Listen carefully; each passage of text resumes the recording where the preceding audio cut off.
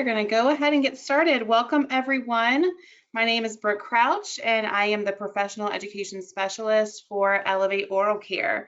Thank you for joining us this evening.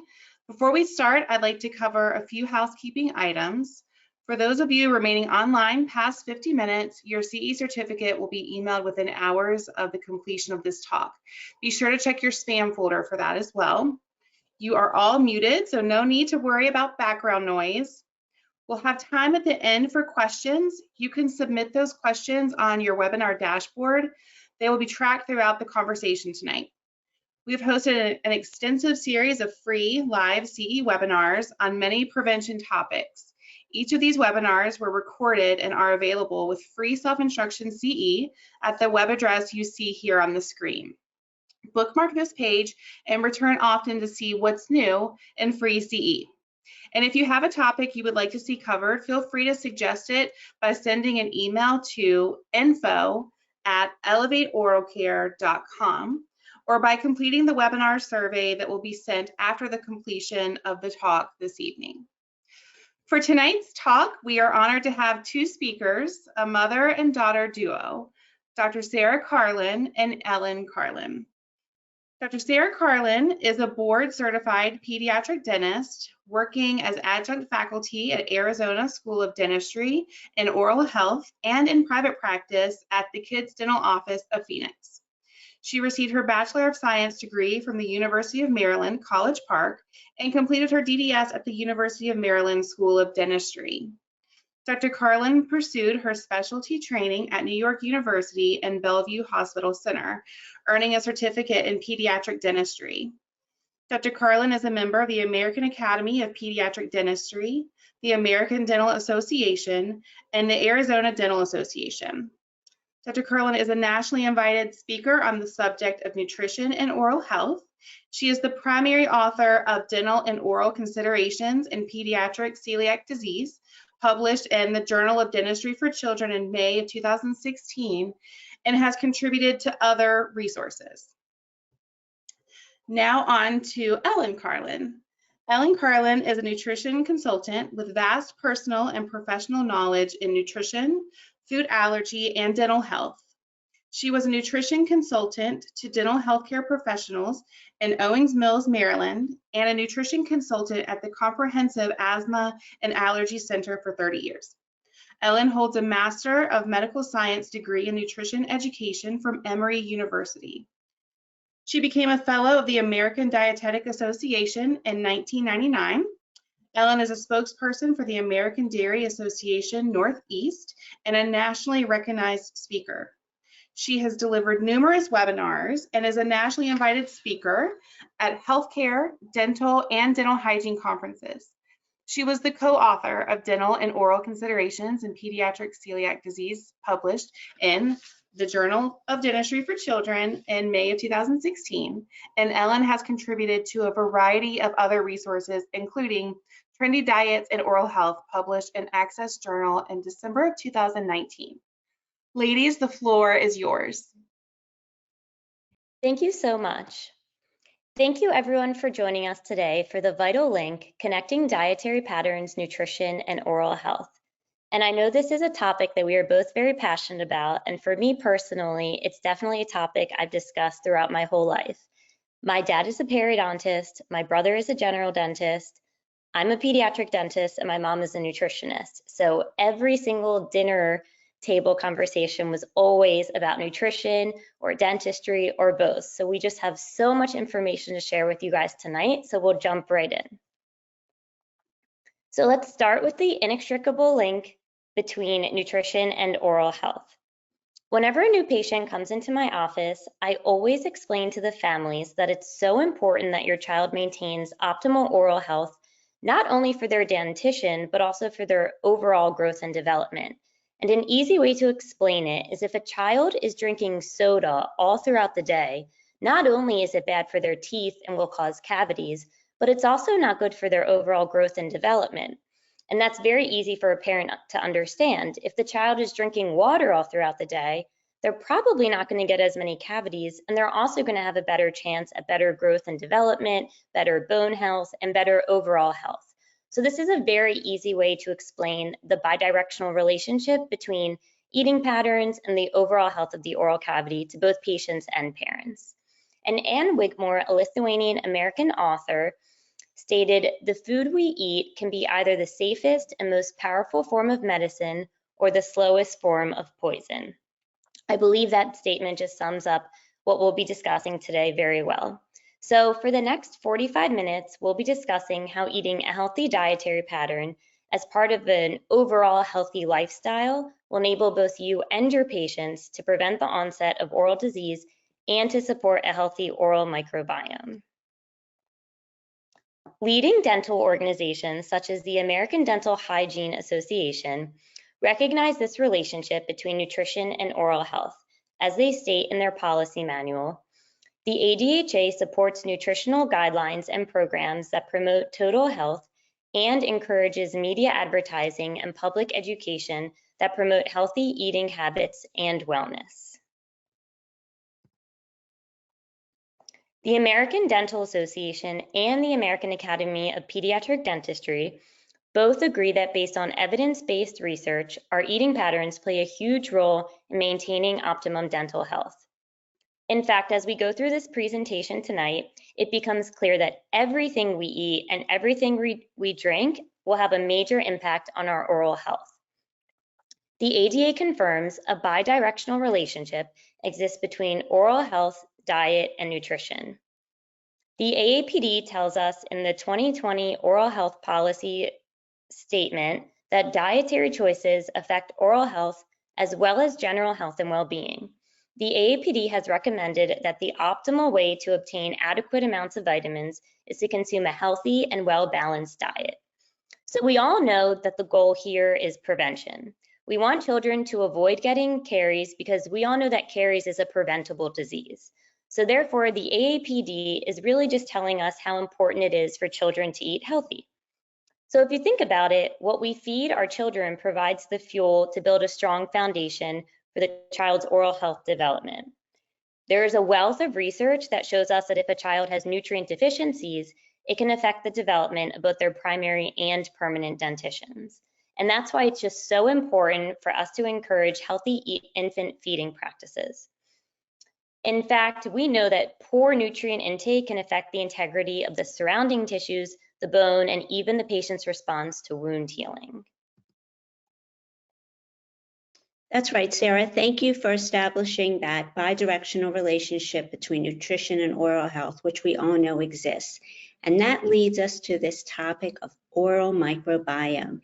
This is an area of evolving and emerging exciting research. So what is the oral microbiome? It's actually a unique ecosystem. It's a complex community. It's unique to each one of us, just like we have our own unique fingerprint.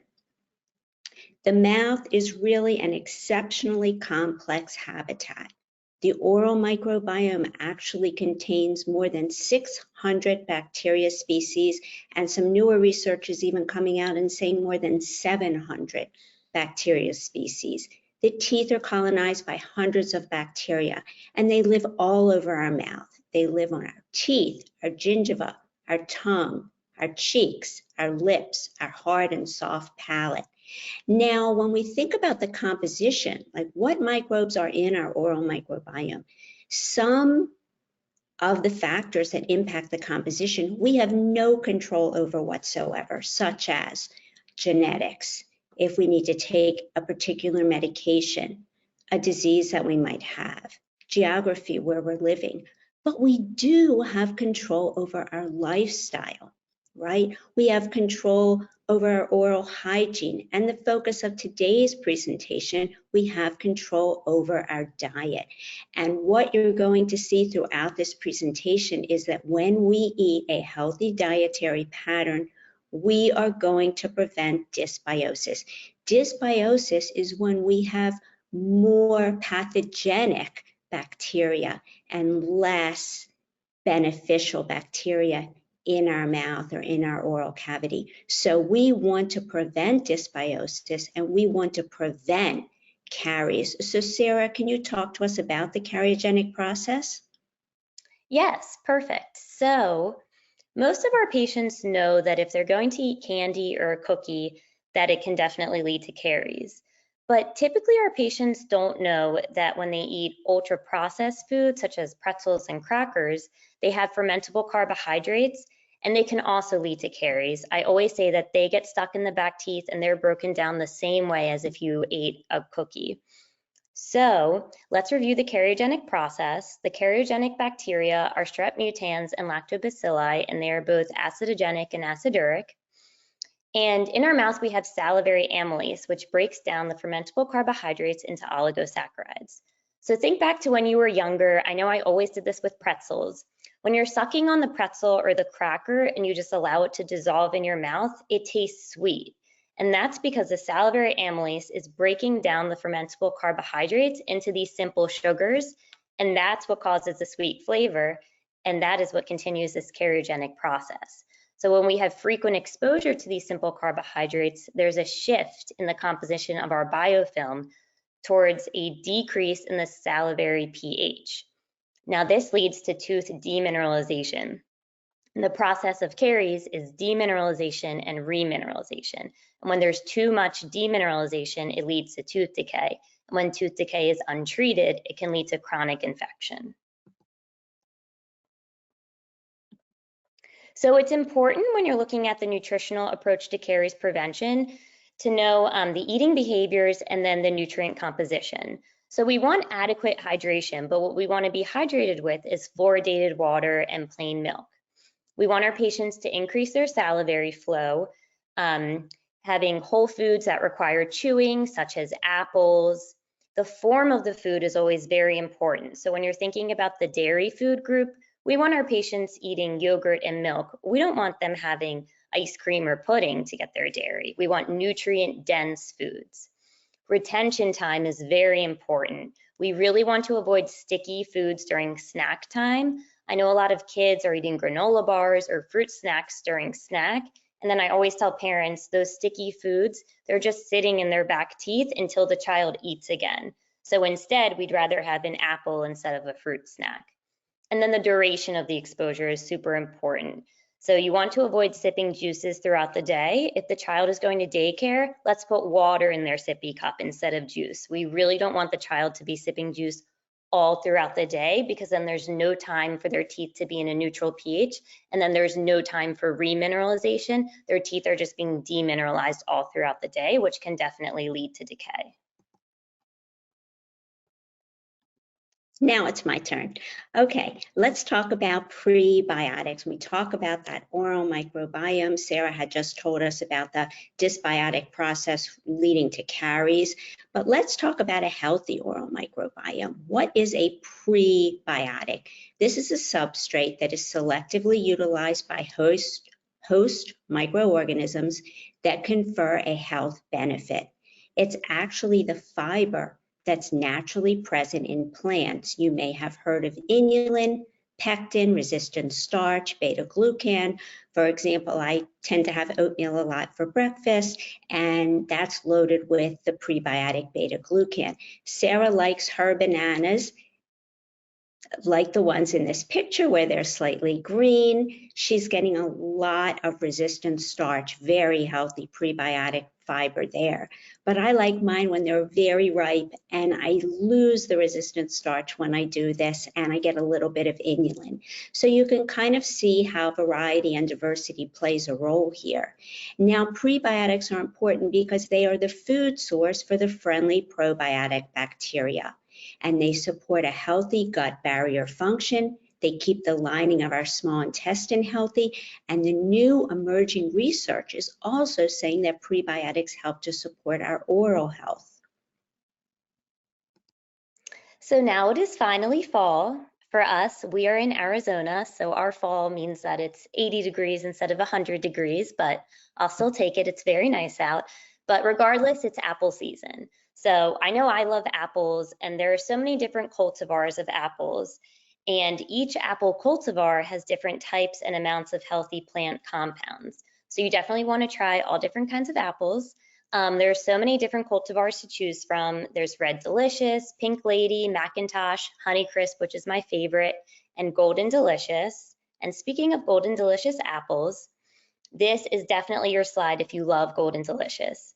So in this study, they looked at 20 dental students and 10 brushed with a manual toothbrush and sterile water, and then 10 ate a Golden Delicious apple. And the results are very interesting. The saliva sample showed that chewing an apple produced an immediate reduction in salivary bacterial viability similar to that of after toothbrushing. And apples stimulate our alkaline salivary flow, which is great. So basically eating the apple is cleaning off your teeth, getting that saliva production. It's great for our teeth and a wonderful snack.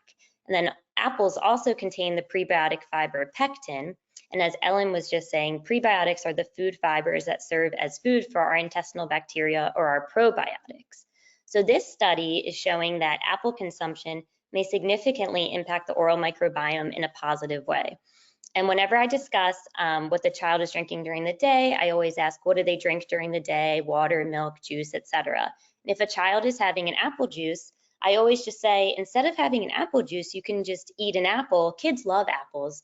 And then if they're eating the apple, not only are they less likely to get cavities, but they're also getting fiber and nutrients, and they're stimulating their saliva flow. And that's a really easy switch for a lot of kids and a lot of parents. And you can even have an apple with peanut butter to get your protein in. It's a great and easy switch. Now, not only do bananas and apples provide prebiotics, but you can also get prebiotics from other food sources such as asparagus, Jerusalem artichoke, onions, tomatoes, garlic, citrus fruits, peaches, berries, all of your different whole grains. Specifically, I'd mentioned the oatmeal, leeks, beans, chickpeas, soybeans. Let's talk about probiotics. We had talked about how prebiotics are the food source for the probiotics. The probiotics are what most of us are already familiar with. These are the live microorganisms intended to have health benefits. You can get probiotics in your diet through fermented foods and beverages. So if you eat dairy, for example, you can get probiotics in some aged cheeses, creme fraiche, kefir. Now, if you're going to choose yogurt and cottage cheese for your source of probiotics, you want to look at what I put on in the red box on this food label here from cottage cheese, which shows you want to look for the words live and active cultures, okay, because that means it's a good source of probiotics. You can also get probiotics from soy if you were to eat miso, natto, or tempeh. You can get probiotics from fermented vegetables, for example, sauerkraut and kimchi. You can get probiotics from fermented beverages, like some of these functional beverages and kombucha. But you want to be very, very careful because kombucha is a fermented, sweetened tea. So if you're going to drink kombucha, you drink it with a meal, you drink a glass of water afterwards. You don't want to be, as Sarah was talking about earlier, you don't want to be sipping on kombucha throughout the day. It's a one and done.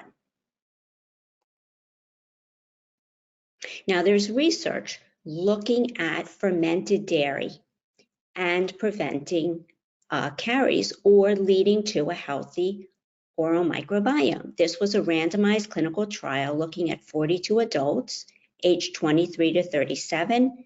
They had a yogurt group and a control group. The yogurt group ate yogurt twice a day for only 8 weeks. And what did the researchers find? Salivary counts for S. mutans and lactobacilli were lower in the yogurt group. So I think that the message is yogurt consumption might actually decrease S. mutans. There's also research looking at probiotic drinks. One was a parallel design, non-blinded study looking at 50 students, mean age of 25 years old. 25 drank a probiotic milk drink every day for 8 weeks, and they had better gingival health. They actually had less elastase activity and less MMP3 in their gingival crevicular fluid. And then I was able to find a prospective study looking at 19 participants, ages 32 to 45. They all drank a fermented soy beverage twice a day for 4 weeks. And we talked about this microbiome, right? They had beneficial changes both in their oral and their gut microbiome. So the goal when we think about that oral microbiome, of course, is oral homeostasis. This is that symbiotic relationship between our oral microbiome and us and the host. A healthy oral microbiome, as we know, I know I'm preaching to the choir, but bear with me, is important for digestion, pathogen resistance, protecting our teeth from erosion and caries, also protecting the periodontium. But this is the key takeaway. The role of the prebiotic and probiotic rich foods to modulate the oral ecosystem is an area of emerging research. There is not enough research currently to say take a prebiotic or a probiotic supplement to benefit your oral microbiome. Those results are conflicting and they're not really great, well done studies yet, but I do see this as something that we're going to see more of, more research in the future, so stay tuned. The other thing I want to point out to you is we have listed our references underneath every slide, so feel free to take a deep dive when you have time to read these research studies because they're very interesting. And we know that we need a healthy oral microbiome for our systemic health because, again, that bi-directional relationship Sarah was talking about.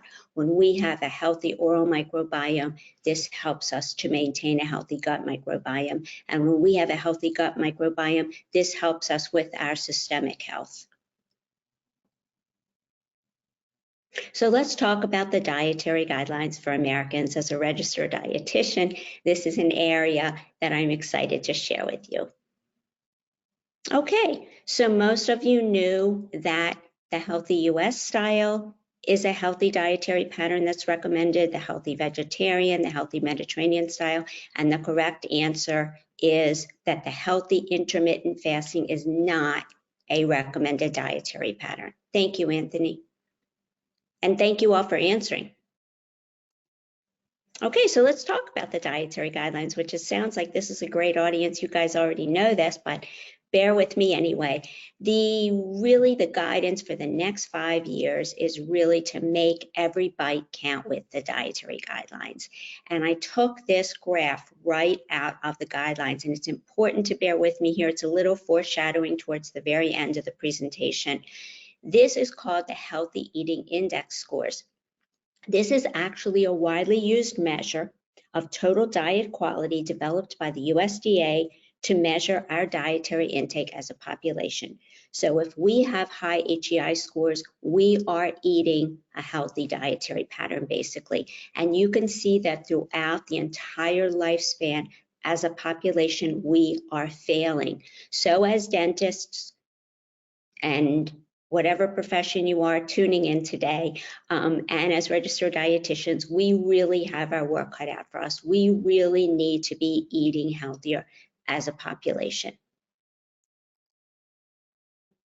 And the dietary guidelines tell us how to do this, right? They tell us we can follow one of 3 patterns, which I had just mentioned to you: US, vegetarian, Mediterranean. I'm going to talk about these in detail.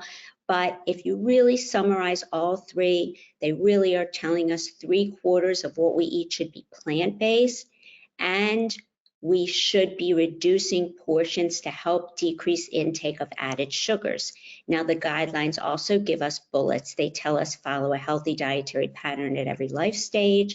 We need to individualize whatever we do. If you're working with a client, you can't tell them to do 100 things that they're not familiar with. They're not going to do it. You take one step at a time. You want to take into account their cultural preferences, their traditions, their budget.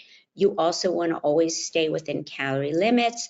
And most important, we need to teach our patients to limit those ultra-processed foods, limit those foods high in added fat, saturated fat in particular, high in added sodium or salt, and high in added sugar. So Sarah, talk to us about sugar.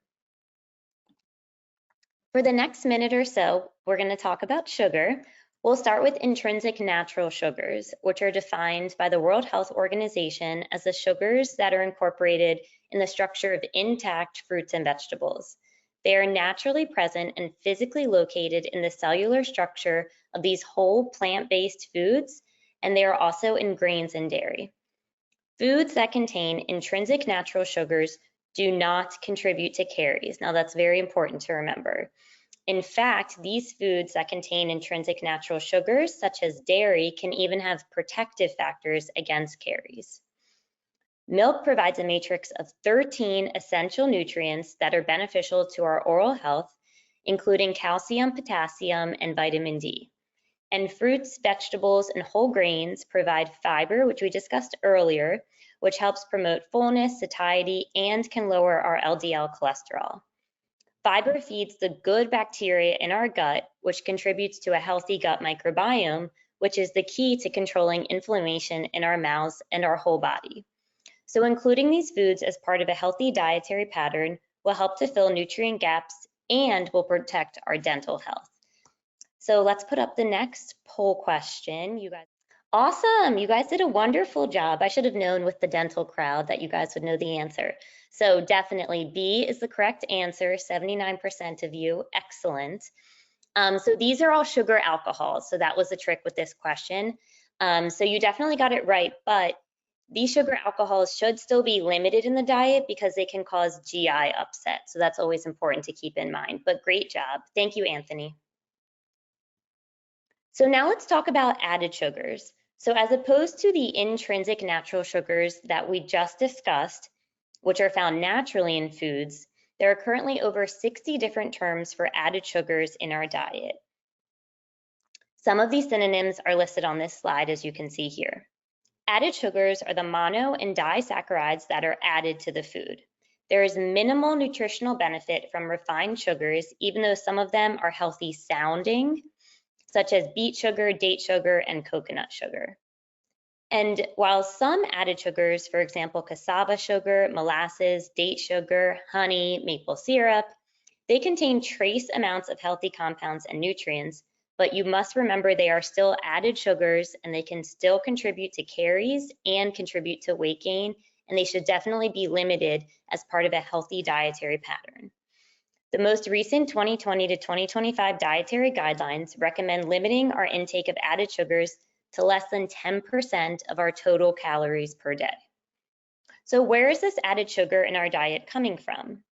According to recent data from NHANES, as you can see in this slide in the figure, most of our sugar intake comes from 5 categories: sugar sweetened beverages, desserts, sweet snacks, sweetened coffee, tea, and candy.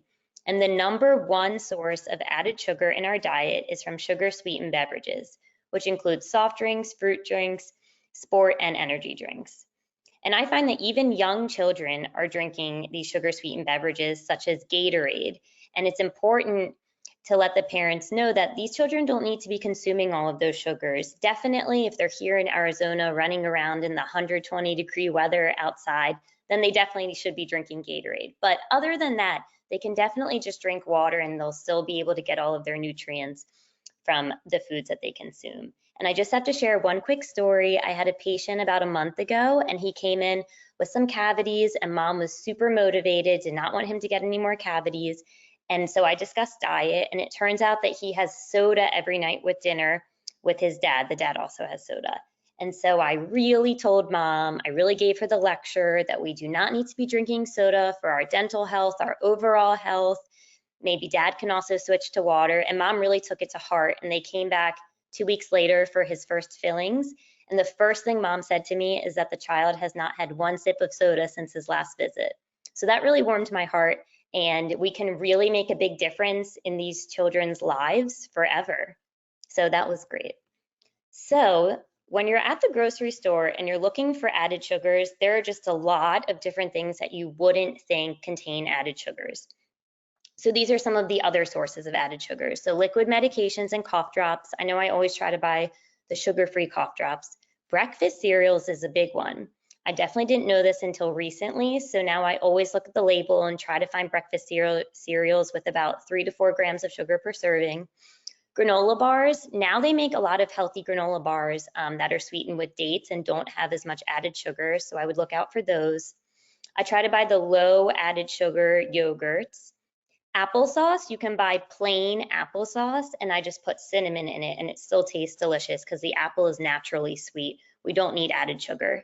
For peanut butter, you want to look, and the only ingredient in peanut butter should be peanuts. So if you can find that, that's awesome. Crackers and breads have added sugar, salad dressing, sauces. For salad dressing, you can just make your own, and then you know it definitely doesn't have added sugars, and it probably tastes better too. And then we'll discuss ketchup on the next slide. So as you can see, they make no added sugar options of both ketchup and peanut butter, as you can see here. So this one ketchup, the total sugars, it's 2 grams, but it has 0 grams of added sugars. So that's what we're looking for.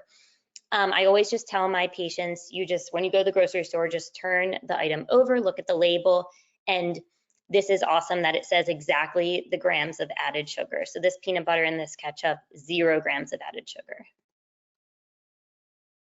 In terms of tooth-friendly snack swaps, same idea as Sarah was talking about. Our patients want to know, they don't just want to know what can't I have, they want to know what can I have. So I'll teach them, swap out pudding, swap in low sugar yogurt with fresh fruit, for example.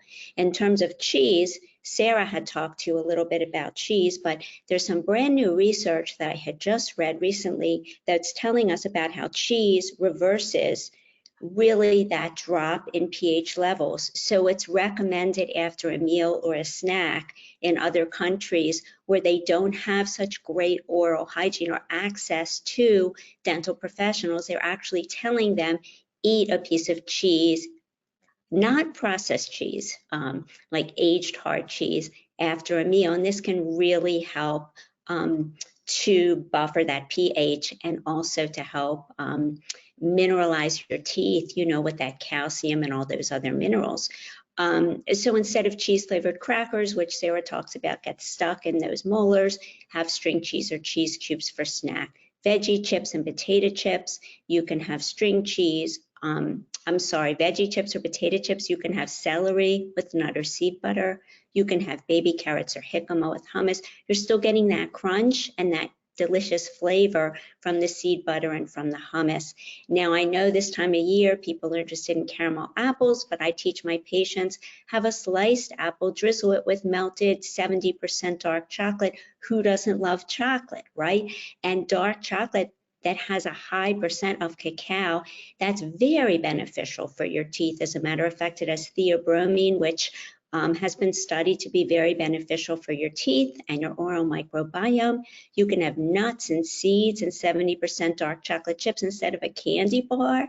I mean, it tastes the same and it's super healthy. And on Instagram and in social media, you're seeing all those sweet butter boards that are awful for your teeth. So Sarah and I recently posted a hummus board and it's delicious. These are the ideas that we need to be sharing with our patients. So now let's talk about some concepts of food synergy, nutrient density, and diet diversity. Let's start with food synergy. We used to think that it was important to consume foods rich in a certain vitamin or foods rich in protein or something along those lines, or foods rich in calcium. We really don't say that anymore. Now we talk about the dietary guidelines tells us in recent years, researchers, public health experts, RDs have acknowledged that nutrients in foods, we don't consume them in isolation. We eat them in combinations over time, a dietary pattern. And what happens is all of these nutrients act synergistically to affect health. So what we say, for example, now is Sarah had talked to you about dairy. We now call it the dairy matrix. It's the bioactive compounds that we find all working together in synergy that promotes our systemic health and our oral health. And then we have this concept now of nutrient density. What is nutrient density? A nutrient-dense food and beverage provides vitamins and minerals, right? We all know that we need to have foods and beverages with vitamins and minerals, but we're starting to learn now about these other health-promoting components. And what do you know? The research shows that these health promoting components benefit our oral health, and I'm going to share some studies with you. And what a nutrient-dense food is something like a vegetable, a fruit, a whole grain, seafood, eggs, beans, peas, lentils, nuts, seeds, dairy, meat, poultry. All of these healthy foods prepared without that added sugar, without that added saturated fat, and without that salt. This makes it a nutrient-dense food. And so when we think about a healthy diet, we want to incorporate this idea of food synergy and diversity into menus. I don't want to embarrass Sarah, but this is one of her meals. You want to choose whole foods from each food group, like the dietary guidelines tell us. You want to eat a variety of foods. I always get the question, Ellen, are fresh and frozen and canned fruits and vegetables the same? Do they have similar nutrient composition? The answer is really yes. Whatever you or your patient can afford, as long as you're eating something without that added sugar or salt. Prepare these nutrient-dense foods. Select unsaturated fats and oils. Include whole grains. Avoid or limit those ultra-processed foods. Diet diversity, eat the rainbow. When we are eating the rainbow, we are providing our oral microbiome with health-promoting components, phytonutrients, or plant nutrients, or phytochemicals, whichever term you want to use, are bioactive compounds. These are given to us from Mother Nature, right? And they contribute to the smell, the flavor, and the color of our food. Again, this synergism, they work synergistically for health benefit. They have been shown to be anti-inflammatory, antibacterial, and they have this antioxidant activity in our mouth and in our body. And they support our oral health and even promote healing after dental procedure. And I promise I'm going to share some studies with you. So think about it. What makes spinach green? It's the lutein. It's the phytonutrient lutein. What makes that tomato or watermelon red? It's the lycopene. We have flavanols in green grapes. We have resveratrol in red grapes. And the Academy of Nutrition Dietetics just came out a few weeks ago and told us that we really need to be eating more foods with flavanols. And these include that dark chocolate I was telling you about. It includes those prebiotic rich foods, the grapes and the bananas and the pears and the apples. So speaking of eat the rainbow, you can see here just how easy it is to eat the rainbow. So this is a perfect snack for a child when they just come home from school or something like that. We have our baby carrots, our cherry tomatoes, our spinach, and our hummus. And I think hummus is a great idea. I know I personally like all the different flavors of hummus. I know there's like edamame hummus, red pepper. It's a great way to introduce new foods to kids as just a dip that tastes delicious. So I think this is a wonderful snack and you can get in all of your nutrients pretty easily. No talk from a nutritionist will be complete until we talk about vitamin D, right? Vitamin D is fat soluble. It enhances calcium absorption in the intestine. It's actually essential for mineralization of the teeth and our alveolar bone. And the comprehensive literature reviews have found that children with severe vitamin D deficiency have enamel defects and increased onset and progression of caries. Now, vitamin D deficiency has been shown in the literature to be associated with caries, gingival inflammation, periodontitis, and even oral treatment failure. But you want to remember that cross-sectional studies show conflicting results. So I think the message here is we always want to correct deficiencies. We all don't need to be overdosing vitamin D supplements because don't forget it's fat soluble, okay? But if we have a patient with a vitamin D deficiency, this is not a patient that you want to jump in and do a surgical procedure on because they will have delayed wound healing. So the message is correct deficiencies.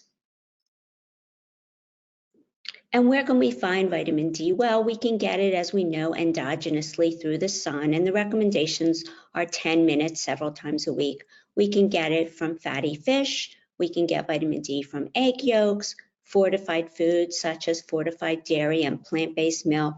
And Sarah had mentioned earlier your low sugar breakfast cereals. We can get it from certain mushrooms and beef liver. So patients sometimes will make chopped liver. Now let's talk about healthy dietary patterns and how they impact oral health. What does the research tell us?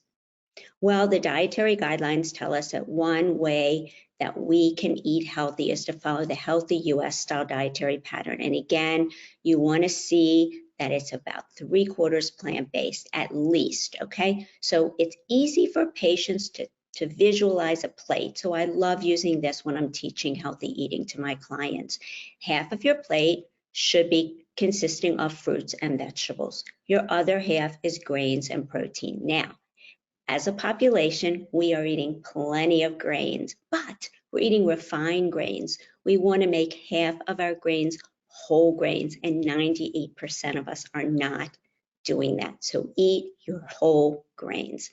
Protein can come from any source in the healthy US style dietary pattern, and you can either choose dairy or a fortified soy beverage as part of a healthy US style dietary pattern. Here is a research study I'm super excited to share with you. This was an observational study looking at 86 patients with periodontitis that were undergoing a scaling and root planing procedure. And what this research found was an observational study. So they looked at the way people were eating, and they found a significant association between the intake of foods rich in beta-carotene, vitamins E and C, and the omega-3 fatty acids, EPA and DHA, but they found no significant association when people were taking dietary supplements.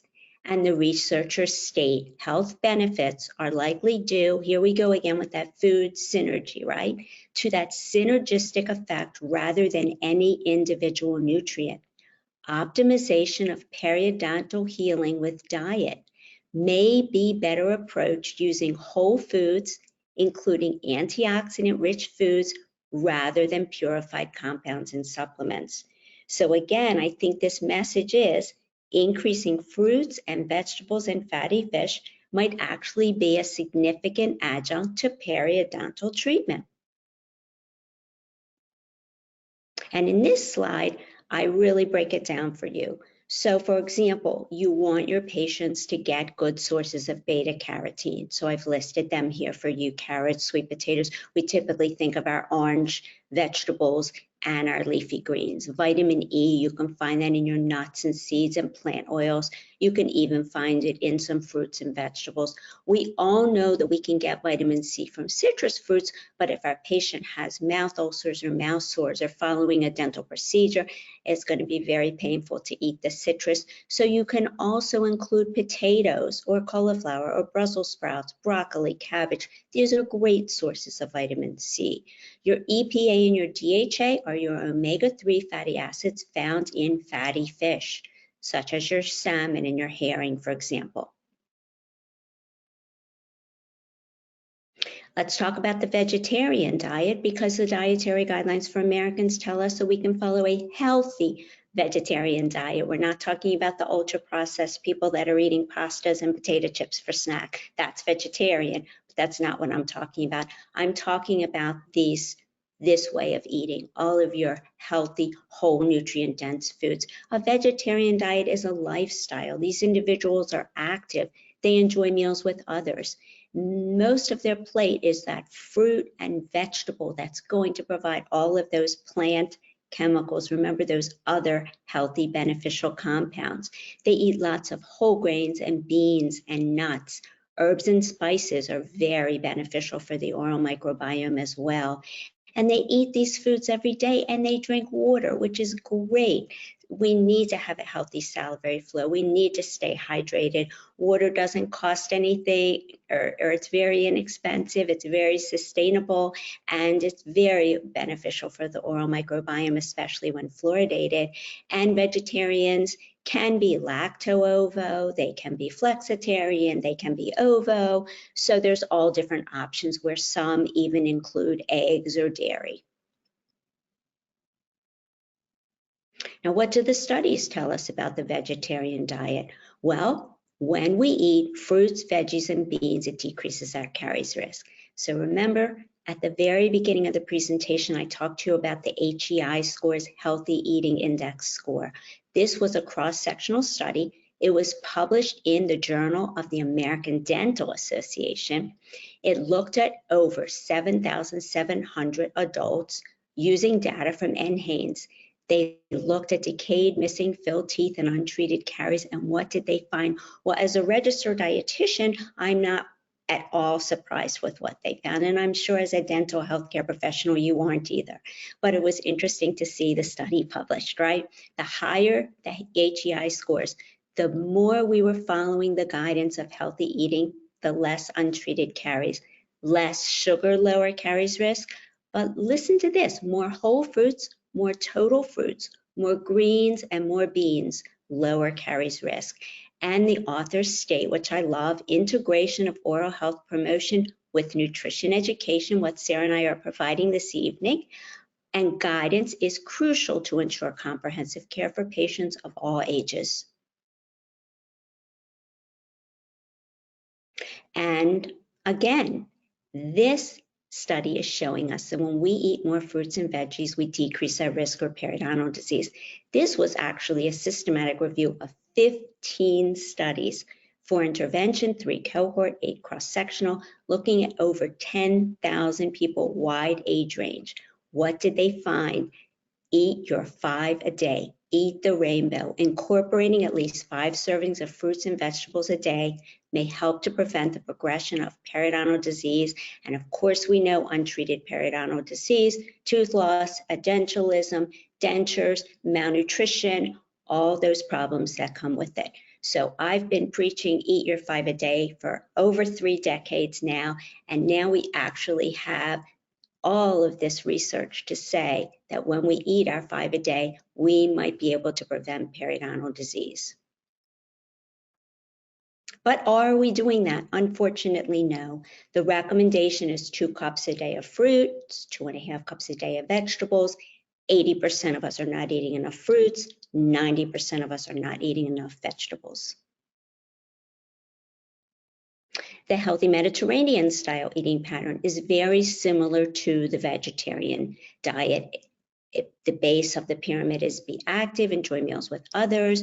You want to eat fruits and vegetables and whole grains. This includes the fatty fish at least twice a week, and the guidance is 4 ounces of fatty fish twice a week. Eat moderate portions daily to weekly of other protein sources, and less often those sweets and red meat, processed red meat. Great research that I'm excited to share with you, showing that the Mediterranean diet, which we know has been well studied to prevent cardiovascular disease, to prevent other chronic disease, to promote weight control. As a matter of fact, for 5 years in a row, it won as best diet for US News and World Reports based on science. This was a cross-sectional study investigating the relationship between dietary patterns and periodontal disease prevalence, looking at over 6,000 participants of the Hamburg City Health Study, found the Mediterranean diet significantly reduced periodontal disease. And then this bottom study by Loyola was looking at 49 individuals. It was a randomized intervention study where they actually analyzed the saliva and found that when people followed the Mediterranean diet for only 8 weeks, they had reduced levels of those oral pathogens, the P. gingivalis, the P. intermedia, and the T. denticola. So it's basically, again, saying, eat your fruits and vegetables, eat a healthy diet, help prevent periodontal disease. So in summary, Healthy dietary patterns really do promote oral health, as you can see from the research we shared, and there is a plethora more research, but in this 1 hour, there's only so much we could share with you, and I want to leave some time for questions. We want to encourage nutrient-dense whole foods and healthy beverages, discourage foods with added salt and saturated fat. We want to encourage fruits and vegetables. We want to discourage added sugar. We want to eat fermented foods. We don't want to eat ultra-processed. We want to have more high fiber whole grains. Stay away from refined carbs. Eat more healthy fats, those omega-3 fatty acids specifically, and stay away from those fried foods and saturated fats. So this is our call to action as the role for you guys as dental clinicians. We want to encourage healthy dietary patterns. And whether it's a new patient or a recare, we want to always try to integrate nutrition education into our oral healthcare messages. When necessary, referral to a registered dietitian is always helpful. I know I do that myself when the patient is asking questions that I don't know the answer. So they're more than welcome to see a registered dietitian to help with that as well. And here are some links for patient-friendly sources of information that you can use in your practice. Thank you so much for joining us today. We will definitely do questions now, but if you have any other questions, here are emails, and please follow us on Instagram at CarlinLDN. We provide all nutritional and oral health tips, we provide recipes, and we'd greatly appreciate a follow. Thank you so much. Awesome. Thank you guys so much. That was wonderful. And we do have some questions that came in. So I will start with those. Let's see, the first question that we had here says, lots of fruits and vegetables were mentioned for prebiotics. What about dried fruits? Are they as effective? That's a great question. I didn't mention dried fruits because I know they stick to the teeth, and sometimes I know that you guys wouldn't recommend that, let's say, as a snack. But yes, dried fruit is extremely healthy, concentrated source of nutrients. Eaten with a meal is what we typically recommend. That was a great question. Great, thank you. Another question here says, how do nuts such as peanuts and pistachios affect the microbiome? The question is, do pistachios affect the microbiome? That's right. Okay, yes. So anytime you're going to have a healthy whole food, you're going to have a beneficial effect on the gut and the oral microbiome. I haven't seen any research to date just specifically looking at pistachios per se, but nuts and seeds and all of your healthy plant-based sources of healthy fats are going to definitely have a beneficial effect on both your gut and your oral microbiome. It's funny too that someone asked that question because I actually had pistachio seed butter for the first time today, and it is delicious. Oh, that sounds wonderful. Another question we had for you guys was, you had mentioned with the salivary flow with the apple, and the question was, how do we know that the salivary flow was actually alkaline?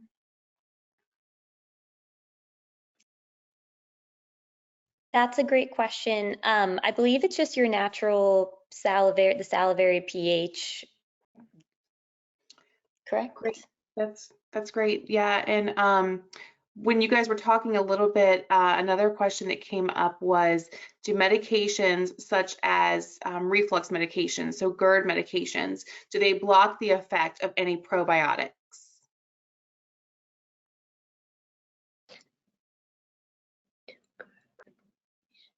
That's a great question. Off the top of my head, I believe that they would definitely, I know that medications definitely impact the gut microbiome. I don't know per se about a particular GERD medication. I guess we'd have to be a little bit more specific which medication or the mechanism of action. Sarah, you have anything to add to that one? No, that's an interesting question. Okay, thank you guys for that. And then one of the last ones here is regarding milk alternatives. It says, are there alternatives for using milk when allergies are a concern or gut intestinal problems are a concern? Sarah, should I take that one? Yes, take it away. That's actually another one of my areas of expertise, so I could give an hour webinar on it. So I'll try to summarize it in just a couple seconds. If someone is allergic to milk, yes, you need to find a dairy alternative for sure. The dietary guidelines tells us that a soy beverage has a very similar nutrient profile to milk. So for example, the protein content is very similar, the fat content is very similar, and as long as it's fortified, most of the nutrients are going to be in that fortified soy beverage. If someone has an intolerance to milk, so for example, if they're lactose intolerant and they can't tolerate the milk sugar, we tell them do not avoid dairy, because as Sarah and I mentioned, dairy is a matrix of 13 essential nutrients, and the more and more research we're seeing that dairy is so beneficial for the oral microbiome. I mean, think about it, the products that you guys use have casein, directly from the, dairy is actually providing that right into the oral microbiome. So what we say is aged hard cheeses don't have any lactose. There's lactose-free milk, and if you want, you can even there's a supplement on the market that is similar to the lactase enzyme so that you can have your dairy.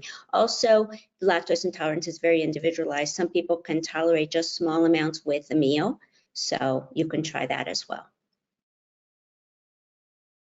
Great, thank you for that.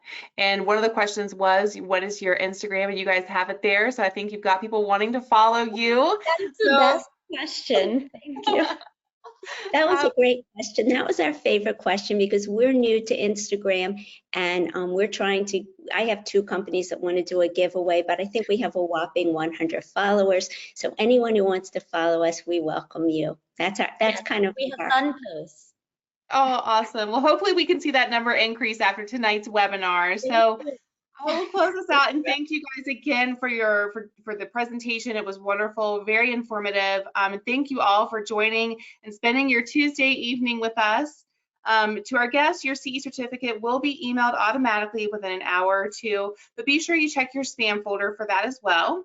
Be sure to follow us on Facebook and Instagram for links to new free CE events. And then the link you see on the screen gives you access to our archived webinars, including this evening's webinar. So be able to be on the lookout for that. You'll see that listed in just a few short weeks. And please feel free to share that link with your staff and your colleagues so they can learn from us as well. Finally, on our Elevate Oral Care website, you will find buttons to request an informative CE-eligible staff meeting for your office. Education on the latest evidence in oral health prevention is what we do. We would be honored to meet with you and your team and help you best serve your patients. Thank you again. You guys have a wonderful rest of your week. We hope to see you on our next Elevating Care webinar next month on November 15th at 8 p.m. Thank you guys so much. Have a great rest of your week. Thank you.